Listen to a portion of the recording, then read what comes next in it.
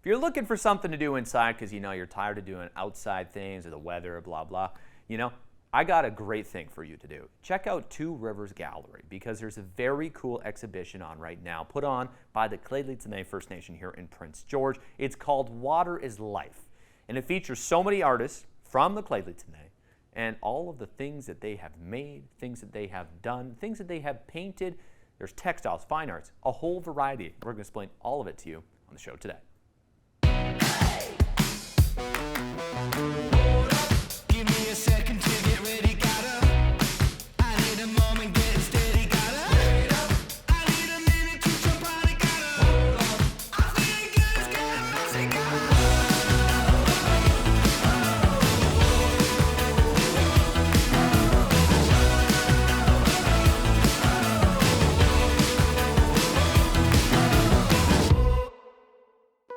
Check out all of these names on this sign at Two Rivers Gallery. This is truly special. The latest exhibit to stop here is a celebration of the Clydley culture. And in case you didn't see by the sign, there are a ton of people involved, a ton of different art forms as well. Everything from art you typically see in the frame, to ribbon skirts, to jewelry, to so much more, which we're going to learn about today as we learn about the Clydley culture with two of our favorites, Jennifer Piggin and Kim Gucci.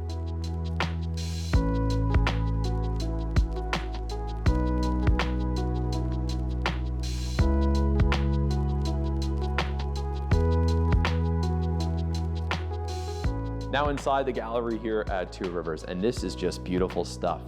Water is Life is the name of the exhibit, but it has a Daketh translation, which we are going to learn with Jennifer Piggin here now. Thank you so much for joining us today. Hi, yeah. So water is life. In Daketh, two is the word for water, so that's nice and easy. We use that word. Tu be tsarana. That GH is a little bit of a hard sound. It's called a digraph, so it's two letters that come together like sh and ch. But the GH is the R from the back of your throat. So tu be tsarana. Tu be tsarana.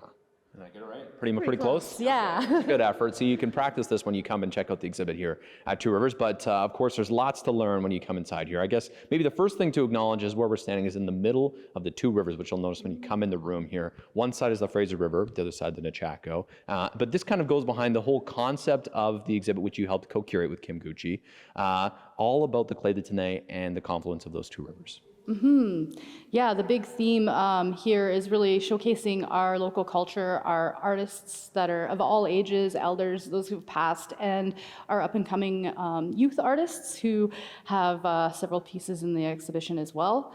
And yeah, as you mentioned, we're here between the Taco and the Nechako rivers, which are really integral to our survival and sustenance. And I think every piece in here and everything, regardless of its intention, is actually related to the water.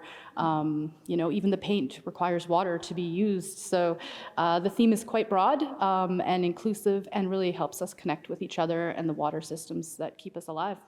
Yeah, no, we all require a lot of water to exist. That is for sure, and everything has a tie to that. The other thing I was going to ask about is the Daketh translation here under most of the pieces in here. This is a piece that is coming, so you won't see it today, but that was a goal for you to include as well. Yeah, it's very educational. We want to make sure that people are aware of the local language, especially the local Clydley dialect. We've been working with linguist Bill Poser and elder from Tache, Charlie Joseph, to translate all of the titles, which some of them can be very difficult because we don't have direct translations for certain words, like, goodbye doesn't have a word. And so some concepts that are quite complex. So we get creative with that process as well, but it'll be an opportunity to learn a little bit of the language and the story behind each piece. So if you keep on walking through the exhibition, you'll end up here at the North Gallery. And now, Jen, tell me a little bit about the piece we are standing in front of here. Yeah, this is actually a contribution from one of our neighbors, Vince Prince. He's from Nakasley, lots of ties with Clydley as well. But it was really important to us that we include pieces that represent Clydley culture and the stories behind that, how things are, lived in real life. But we can't bring a whole smokehouse, well, I guess we could, into the gallery. So we brought in Vince's work, so it's a miniature version of a smokehouse, and then we have some of the dry meat up behind us on a a pole. I think they call it a jupe. And so we want to incorporate these types of things so that when we have school groups coming through, as well as the public, to learn a little bit about the culture, what our day-to-day life looks like or may have looked like in the past. I always think of Clydley Tene, Jen, as a small but mighty nation, both here in Prince George, because I remember going to school myself here in Prince George, not learning too much about Clydley culture, but the small and mightiness has really come out lately for a chance to showcase an exhibit just like this one. What does it feel like for you to wrap this up? I think it's extremely exciting. It gives our artists an opportunity to shine, even if they don't create art on a daily basis or in a commercial setting. I think we are all artists. Every person is an artist in their own way. And it does represent, the growth of our community, because we started when I was younger around 100 people, and now we're at 900. Not necessarily because we're populating that fast. It's the exciting opportunities of our community members to come back through, the various acts through the Indian Act that have really impacted us, and that challenging history. So it's great to welcome people back and also share our culture with our own people, some who have been, fostered out or, just not having this available to them. So really awesome to bring back some of our community members, as well as, inspire our future youth into being able to do some art. Hopefully we can do this every 5 years is my goal. There you go. I like it. Very well said. Yeah, we could talk about history for a length of time here, but this is just an important opportunity here now at Two Rivers Gallery. And now I think Kim Gucci's actually ready for us. So we're going to go catch up with her. But thank you for your time, Jen. Awesome. Thank you. Is this real? This real fish? Smell it. Yes, can confirm. Miss an episode? That's okay, life gets busy. We get it. Or maybe you didn't miss anything, but you're here to watch that one feature again because honestly, it was that good. No judgment. Here's the good news. You can relive every moment of the CKPG Today Show whenever you want. Head over to ckpgtoday.ca, click on the Today Show tab, and voila. So grab some snacks, kick back, and binge away because let's face it, life's too short to miss out on great local TV.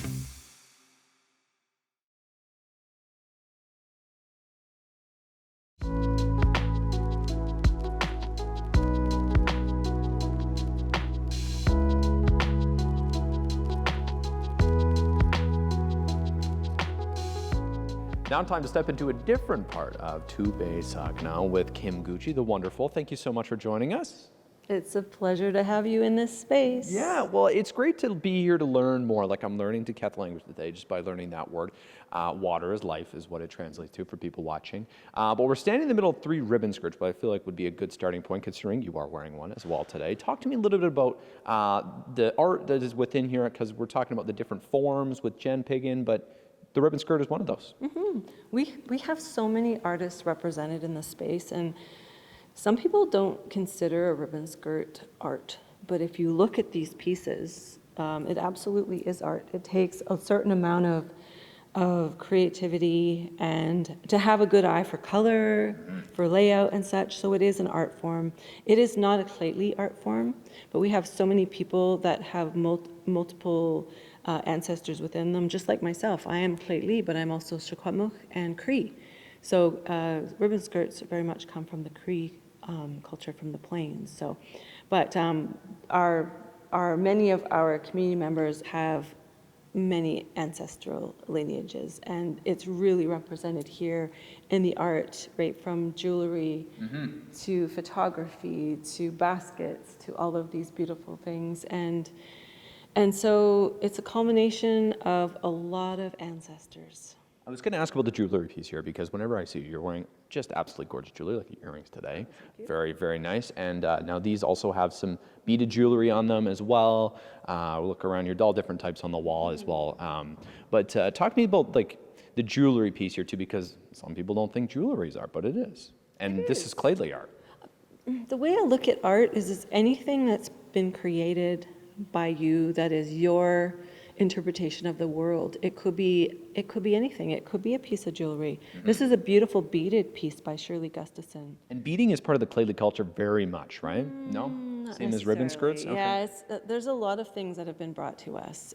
Even like the Northwest Coast art style is something that we received through, my teaching is that it came from through the Grease Trail, how we traded things back and forth. And so you see the influence of the Northwest Coast Native art in a lot of our artwork, including our logo. Right. So it's not that we created it. We're not the origin of that art.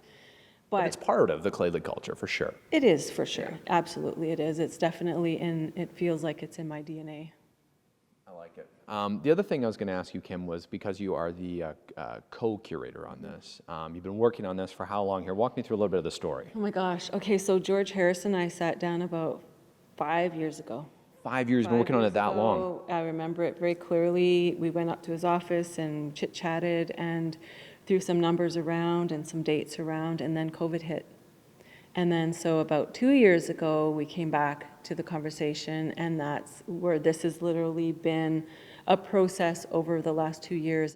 Now we have stepped over to another piece of art here for you. And now, Kim, tell me about this. This looks like, is this real? This real fish? Smell it.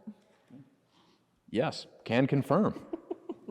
Yeah, that's the actual skin of a salmon. And he's even gone and included some roe inside of here. And I believe this is going to be lit up. When you talk of who are we talking about? Oh, yes, that's a very good question. That's Les Baker. Okay, Les Baker. Yeah, Les Baker is a very much a person who works with every aspect of an animal, and he harvests like deer, elk, and whatnot throughout the year, and a lot of salmon. So him and his wife, Janice, create pieces that honor every part of the animal.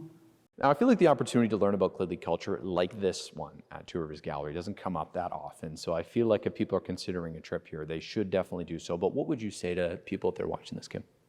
I would say if you haven't ever engaged with Lately in any way, if you haven't been out to either of the reservations on the north side and the south side, that when you come out here into this gallery space, you're going to get a glimpse of the life that we live, and the art that's represented here is very much wrapped up in our culture.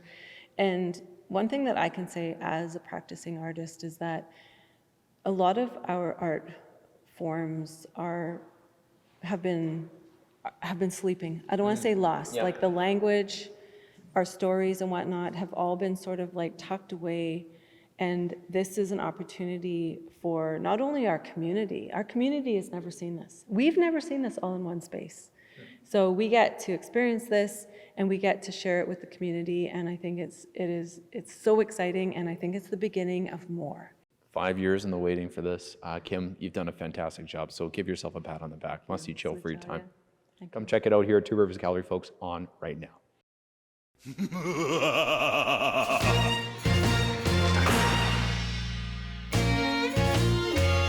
It's that time, folks. Get your costumes, grab your camera, and bring the laughs. It's Ha Ha Halloween on our CKPG Today Show.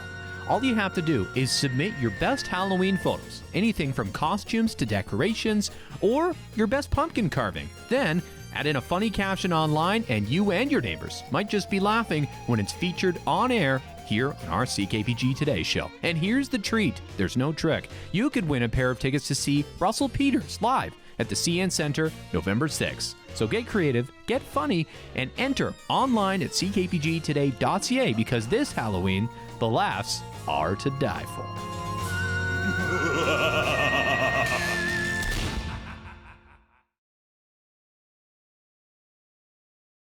Exciting times for shoppers once again as Studio Fair returns here to Prince George for its 50th year. What an incredible legacy. And we have Margaret in studio to talk about it today. Thank you so much for coming in. My pleasure, Caden. Thank you. Thank you for asking me. You know, it's kind of crazy. 50 years. Like, what an incredible milestone. This must be special for you guys. It is. It's very special. It's an event that the Community Arts Council of Prince George puts on every year.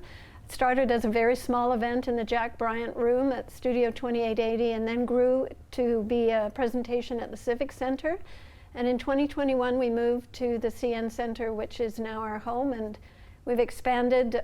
This year we have a record number of booths, over 300. Wow. Yeah, it's huge. It's actually, if not the largest, one of the largest fairs of its kind in British Columbia. My favorite part about it, Margaret, is it has a little bit of everything, from like food, spices, to baking to knickknacks to holiday gifts for kids, for your parents, for anybody. Like, Right. that's just so cool. And I think the part that people don't realize is, yes, the Community Arts Council puts this on. It does. People don't realize that. And we've been around for longer than the 50 years of Studio Fair. And our primary mission is to advocate for the arts and to put on these types of events, to facilitate programs for artists, to elevate arts and culture in Prince George. It all kicks off on Friday, into Saturday, into Sunday, and Right. a 3-day event, really. And now people wondering, yes, lots of time. When you come in, it's very well organized. The guys have got this dialed down in the CN Center now as well. But 300 record vendors as well. This must take a special kind of planning too, to have everybody all organized and in there. We're very fortunate because Lisa Redpath has been our manager for many years, and she is an expert, and she actually has developed relationships with the individual vendors and is very on the ball when it comes to the organization of this event. That's why you see so many coming back year after year after year. Has there been anybody who's done the whole 50? Do you know? I don't know that, Yeah, actually. I wonder. I'm thinking It'd be pretty hard to do, but yeah, if there is, it would likely be one of our guilds. Yep. Because we do have a number of guilds, including, I'm just going to Yeah, look at of my course. notes for a moment. We have the Fiber Arts. They've been there since the 70s. We've got the Wood Turners. We've got the Federation of Canadian Artists, the Prince George Potters. Theatre Northwest is another supported organization. The Quilters, of course. And under the umbrella of the Community Arts Council, we also have Miracle Theatre, the BC Northern Exhibition, Cold Snap, the Prince George Symphony Orchestra, the Hospice Conservatory of Music, BC Judo, Order of the Eastern Star, and the Prince George Cadets. Wow, it is really shocking how much is under that big umbrella. It is. We have over, I think it's approaching 250 members, including guilds and individuals. Wow, that's quite an accomplishment, to say the least, as well. Why do you like doing what you do so much, Margaret? I gotta ask. Well, I have a personal attachment. My husband is an artist, and I have also been involved in arts in one way or another for the long time in my career. It's rewarding for me to see emerging artists achieve things and to see experienced artists and professional artists get to that next level. Yeah, I think it's awesome to see. We got some of the art on the set today as well here. Talk to me a little bit about the pieces I'm in, or if you want to start on the table and then work our way up, or whatever order you want. But yeah, these are some examples of what you can find at Studio Fair. Yes. I referenced briefly the guilds, and from the guilds we do have Ken Turner. He's a wood turner, no pun intended. Yeah, I know Ken Turner, good guy. And this is a birch platter with a seam actually where the arms of the tree actually were. I think it's quite interesting. Yeah. Rick Mintz is from the Federation of Canadian Artists. Each year he does a calendar to support the BC Children's Foundation, So awesome. Children's Hospital Foundation. And Colleen and Jim Fitzpatrick are potters, and they do beautiful pottery. This is an example of one of their teapots. And it's so much harder than it looks, too, to do that. it is. I haven't tried it. And also Diane Levesque. She is one of our Indigenous artists, and this is a butterfly that she has done. She does beautiful images as well as cards, and she will have a booth there as well. That is awesome. What a great variety, Studio Fair. What a great event. I love seeing the people there too. You know, you chat, you see the same vendors, same people. Same you, Margaret, every year, yeah? How many years have you been involved? 4 years now. 4 years now. Yeah. And probably 4 years flying by. It has, it has. We do have a couple of new people this year I wanted to reference. Yep. We have George Woodcraft and Lumen Art and Nina's Pierogies, speaking to food. Oh, the pierogies, okay. Now I'm enthused. People wondering, do you have to buy tickets in advance? No, right? No, we're open beginning at 10 a.m. on Friday until 8 p.m. Then, on Saturday the hours are from 10 until 6, and on Sunday from 10 until 4. The pass is $10, and children under the age of 12 are admitted for free. Perfect. All goes to support the arts here in Prince George, of course. Thank you so much for your time today, Margaret. And happy 50th Studio Fair. Thank you very much. Thank you. Appreciate it.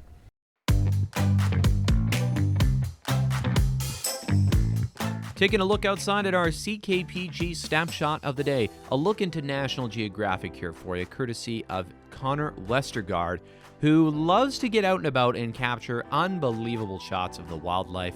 And look at this one. This is a caribou near McLeod Lake, just north of Prince George. And yeah, you can see it's having a tough time with the antlers there, this caribou, but looks rather happy, I guess. Not mad to see Connor Westergaard snapping a nice profile photo for this good-looking caribou north of Prince George. Thank you so much, Connor, for sharing. Folks, if you have a great shot, we'd love to see it. snapshot@ckpg.com is our email.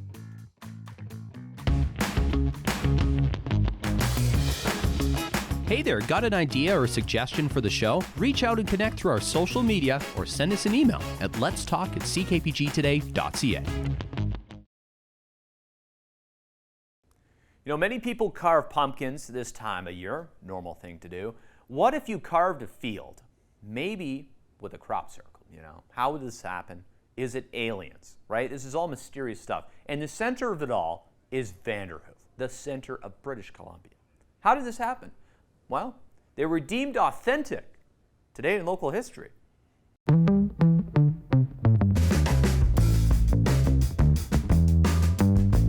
Taking a look back to 1999 at some Vanderhoof crop circles, which were officially deemed authentic by a retired biophysicist from Michigan, Dr. W.C. Levengood.